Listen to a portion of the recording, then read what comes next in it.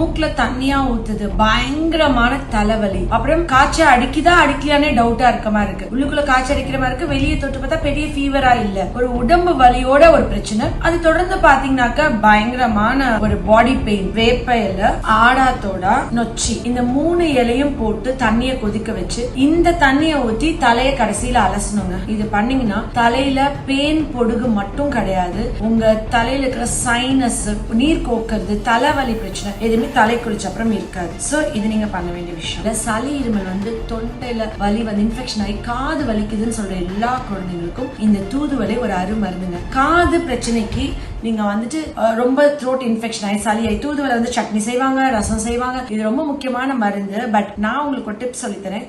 ஒரு 2 லிட்டர் தண்ணி நீங்க கொதிக்க வைக்கிறீங்கன்னா அதுல ஒரு 5 தூதுவளை இலை, இந்த முள்ளு தான் நீங்க வந்துட்டு கிளீன் பண்ணிடணும், முள்ளு ஜஸ்ட் எடுத்துடலாம். இந்த மாதிரி நீங்க ஒரு 3 இலை, ஒரு 2 லிட்டர் தண்ணிக்கு ஒரு 3 இலை போட்டு அந்த தண்ணியை நல்லா கொதிக்க வச்சுட்டு இந்த இலையை எடுத்துட்டு இந்த தண்ணியை ஸ்கூலுக்கு கொண்டு போற வாட்டர் பாட்டில நீங்க உங்க குழந்தைங்களுக்கு கொடுத்து அனுப்புங்க. சளி, இருமல், தொண்டவலி, காது வலி எதுவுமே இருக்காது. இந்த தூதுவளை வந்து இந்த சளினால வரக்கூடிய காது இன்ஃபெக்ஷனை பிரிவென்ட் பண்றதுக்கு இந்த சீசனுக்கு ரொம்ப சப்போர்ட்டிவா இருக்கும். மிளகு, பிளாக் கோல்டுன்னு சொல்லுவாங்க. என் பாட்டி எப்பயுமே சொல்லிட்டே இருப்பாங்க, இந்த இத்தினூண்டு இந்த பிளாக் கோல்டு காண்டிதான் உலகம் முழுக்க இந்தியாவை நோக்கி படையெடுத்து வந்தாங்கன்னு சொல்லிட்டு. 300 வருஷம் ஆங்கிலேயர்களுக்கு அடிமையா இருந்தது இந்த கிராம்புக்கும் இந்த ஏலக்காக்கும் இந்த மிளகுக்கும் நம்ம கிட்ட அவங்க வந்ததுனாலதாங்க.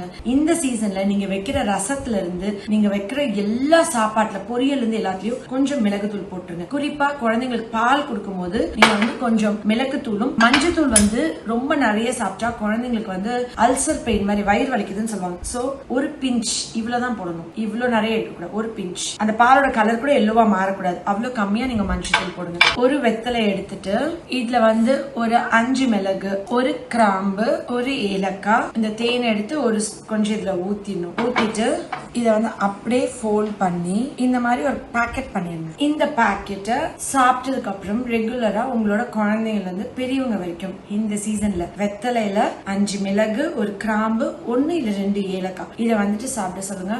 அவங்க அவ்வளவு ஹெல்த்தியா இருப்பாங்க. இது ஒரு ஸ்நாக். இந்த ஸ்நாக்ல என்னென்ன பெனிஃபிட்ஸ் இருக்குன்னு பாத்தீங்கன்னா, முதல்ல உங்களோட செரிமான சக்தி நல்லா கூடும். வெத்தல நிறைய அயன் இருக்கு, கால்சியம் இருக்கு, எல்லா சத்துக்கள் இருக்கு. அப்புறம் இந்த ஏலக்காய் வந்துட்டு நம்ம சாப்பிட்டு சாப்பாட்டுல ஏதாவது நச்சுக்கள் இருந்தா கூட அது வந்துட்டு டைஜஷனுக்குலாம் ரொம்ப நல்லா சப்போர்ட் பண்ணும். இந்த குடல் சம்பந்தமான பிரச்சனை, எஸ்பெஷலி லூஸ் மோஷன், பெருங்குடல், சிறுங்குடலுக்கெல்லாம் வந்து ரொம்ப நல்லது தேனும் ஏலக்காவும். அடுத்து வந்துட்டு இது உங்க எல்லாருக்குமே தெரியும், பனம் கருப்பட்டிங்க. பனை வெல்லம் நீங்க இஞ்சி மரப்பாலாம் சாப்பிட்டுருக்கீங்களான்னு தெரியல. இது வந்து வாழைங்க ஒதுக்கி வச்சுட்டா போதும், தொண்டை பிரச்சனை, செருமல் பிரச்சனை, அந்த இருமல் எல்லாமே சரியாயிடும். கருப்பெட்டி, ரெகுலரா கருப்பட்டி போட்டு பால்லாம் குடிச்சாங்கன்னா கருமுட்டை பிரச்சனை, இது அவ்வளோ இரும்பு சத்து இருக்கு இதுல. இந்த கருப்பட்டி வந்துட்டு அவ்வளோ நம்மளோட உடம்புல அயன் கண்டென்ட் கூட்ட உதவும். சரி, இது வந்து என்ன அப்படின்னு பார்த்தா இது பேர் தான் தூதுவளை. பின்னாடி ஒரு முள்ளு தெரியுதுங்களா? உடலில் இருக்கும் நோய்களை துரத்த வந்து தூதுவன்னு இதுக்கு ஒரு பழமொழி இருக்கு. எவ்வளவு அழகான பழமொழி இல்ல?